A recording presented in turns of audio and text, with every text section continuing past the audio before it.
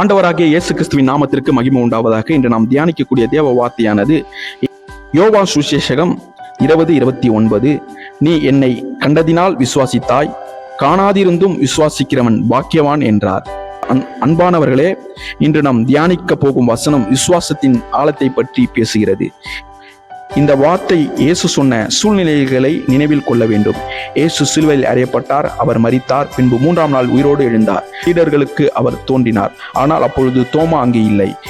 மற்ற சீஷர்கள் நாங்கள் ஆண்டவரை கண்டோம் என்றார். சொன்னபோது தோமா, நான் அவருடைய கைகளில் ஆணிகளையும் காயத்தையும் காணாமல் விசுவாசிக்க மாட்டேன் என்றான். அன்பானவர்களே, தோமா மட்டுமல்ல, நம்மில் பலரும் அப்படிதான்.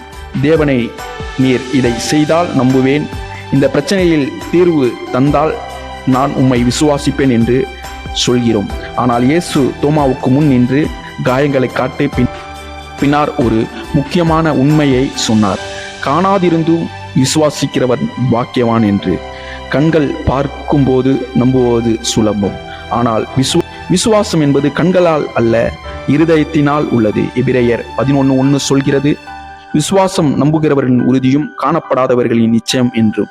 இன்று நாம் இயேசுவை உடனே காணவில்லை, ஆனால் அவருடைய வார்த்தையை நம்புகிறோம். அதுதான் உண்மையான விசுவாசம்.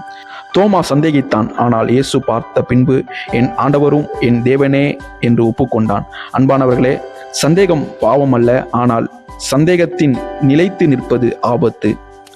சந்தேகமில்லாத விசுவாசிப்பதுதான் நமக்கு தரும் ஆன்மீக வளர்ச்சியாகும், கிறிஸ்துவ வளர்ச்சியாகும். இயேசு பாக்கியவான் என்றார். அது ஒரு வாக்குறுதி, அது ஒரு ஆசீர்வாத அறிவிப்பு.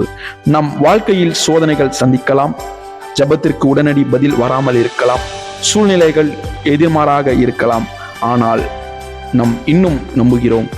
அந்த நம்பிக்கை தேவன் சொல்கிறார், நீ பாக்கியவான். அன்பானவர்களே, உலகம் கண்டால் நம்புவேன் என்று சொல்கிறது, ஆனால் கிறிஸ்துவின் வாழ்க்கை நம்பினால் காண்பீர்கள் என்று சொல்கிறார்.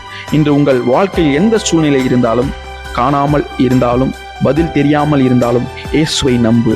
அவர் உண்மையானவர், அவர் உயிரோடு இருக்கிறார், அவர் விசுவாசிக்கிறவன் ஒருபோதும் கைவிட மாட்டான். நாம் இன்று அர்ப்பணிப்போம். கர்த்தாவே, அமல் இருந்தாலும் உன்னை நம்பக்கூடிய விசுவாசத்தை எங்களுக்கு தாரும். சந்தேகத்தில் இருந்து என்னை மீட்டு உறுதியான நம்பிக்கையும் உறுதியான விசுவாசத்தை நான் நிலைத்திருக்க எனக்கு அனுக்கிரகம் செய்யும் என்று நீங்கள் கேட்பீர்கள் என்றால், தேவன் உண்மையாகவே அவரை காண, அவருடைய அதிசயங்களும் அற்புதங்களையும் நீங்கள் பெற்றுக்கொள்ள ஒரு பாக்கியமான வாழ்க்கையை இந்த உலகத்தை வாழ தேவன் அனுக்கிரகம் செய்வார். கர்த்தர் தாமே உங்களை ஆசீர்வதித்து வழிநடத்துவாராக. God bless you.